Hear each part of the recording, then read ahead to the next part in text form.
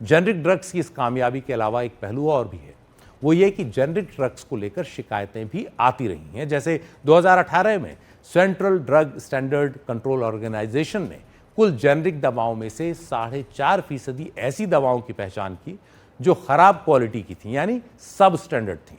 इसकी एक बड़ी वजह है देश में क्वालिटी टेस्टिंग सुविधाओं की कमी, ऊपर से भ्रष्टाचार। आईएमए के मुताबिक देश में बनने वाली दवाओं में से महज 0.1% ड्रग्स की ही क्वालिटी के लिए जांच होती है।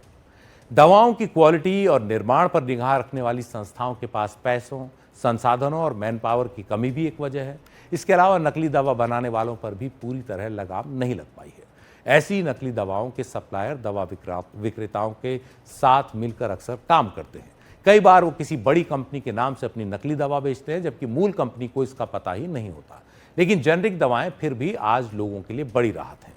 इस पर ज्यादा चर्चा के लिए हमारे साथ हैं मुंबई के जसलोक अस्पताल के director medical research doctor Rajesh Parik. Doctor साहब, आपका स्वागत है। आपसे मेरा पहला सवाल जो है वो ये है कि जेनरिक दवाओं को लेकर कई बार लोगों के मन में एक झिझक देखी जाती है कि कम कीमत में मिल रही है तो क्या उतनी इफेक्टिव होगी या नहीं जितनी ब्रांडेड दवाएं होती हैं। क्या आपको लगता है कि ये जो झिझक है इसकी वास्तव में कोई वजह है? जी, ये एक तो इकोनॉमिक्स का सवाल है और दूसरा साइकोलॉजिकल का सवाल है।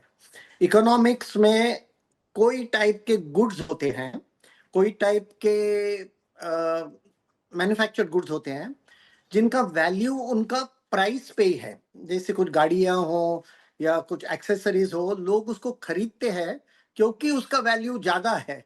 अगर उसकी प्राइस कम हो जाती है तो लोग खरीदना बंद कर देते हैं। तो वैसे भी दवाइयों में लोगों को लगता है कि अगर दवाई महंगी हो, अगर दवाई बड़ी हो, अगर उसका कलर एक तरह का हो, तो उसका इफेक्ट ज्यादा होगा। इसको साइंस में प्लेसिबो इफेक्ट कहते हैं, एक तरह का साइकोलॉजिकल इफेक्ट, जिससे लोगों को लगता है कि हमने ज्यादा पैसा दिया ये दवाई के लिए तो हमारी तबीयत जल्दी अच्छी हो जाएगी। मैं खुद के प्रैक्टिस में ज्यादा करके जितना हो सके उतना जेनेरिक दवाइयां ये लिखता हूँ।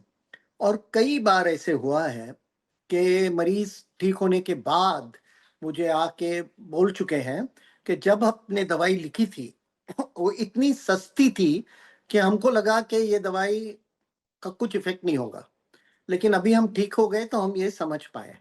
तो ये हो सकता है कि लोगों को लगता है कि जो सस्ती चीज है उसका इफेक्ट अच्छा नहीं रहेगा और वो महंगी दवाई खरीदना चाहते हैं। डॉक्टर बारिक, दुनिया में सबसे ज़्यादा जेनरिक दवाएं भारत में बनती हैं, लेकिन इतने बड़े पैमाने पर जेनरिक दवा निर्माण के दौरान क्वालिटी को लेकर सवाल उठते हैं। कई बार ऐसी खबरें आती हैं कि इनकी क्वालिटी ख़राब है या नकली भी हैं उस बहाने। तो क्या आपको लगता है कि हमारा जो क्वालिटी चेक है वो दुनिया के मानकों पर खरा उतरता है? देखिए, दुनिया भर में क्वालिटी का प्रॉब्लम कभी ना कभी निकलता है। ज्यादा करके 99% से ज्यादा टाइम हमारी क्वालिटी अच्छी रहती है और कभी कभी गलतियां भी होती है और वो पकड़ी जाती है। मैं आपको एक कहानी कहना चाहता हूँ जो मुझे डॉक्टर रेड्डी है ना, उन्होंने बताया। जब आइबुप्रोफेन ब्रूफेन करके दवाई आती है दर्द के लिए, वो दवाई ये यहाँ से जेनेरिक बनने लगी डॉक्टर रेड्डीज लेबोरेटरीज की, और वो दुनिया भर जा रही थी।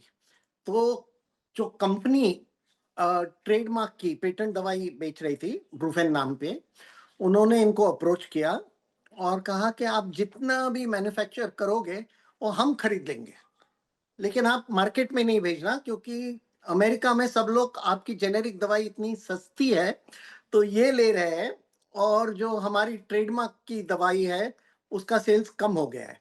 तो इन्होंने अग्रीमेंट कर दिया।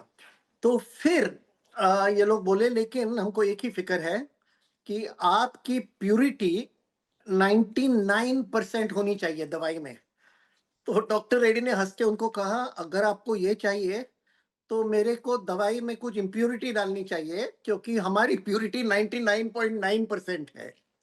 और फिर वो लोग ने चेक किया कि इतनी प्योर दवाई है तो खरीदने लगे। तो कभी कभी हमारी जेनेरिक दवाई दुनिया की दवाइयों से भी बहुत बेहतरीन होती है, लेकिन वो न्यूज में आता नहीं है। जब एक प्रॉब्लम हो गया तो अब सम न्यूज़ में पढ़ते हैं। और ज़्यादा करके फार्मा इंडस्ट्री भी जो फॉरेन में रहती है वो इसको बहुत फैलाती है।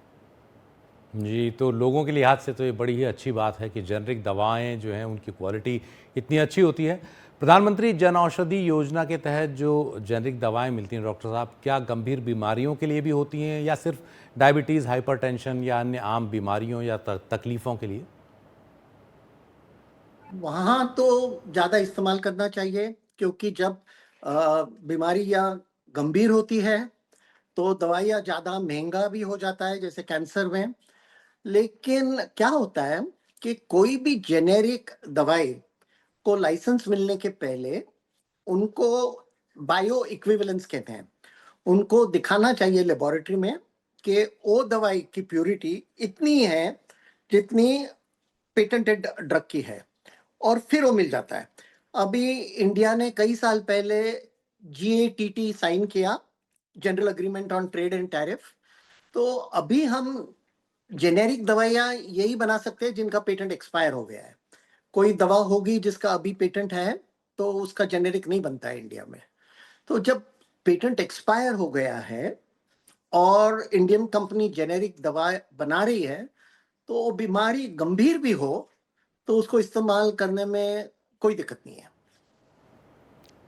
बहुत-बहुत शुक्रिया doctor Rajesh Parekh, director medical research, Jaslok अस्पताल।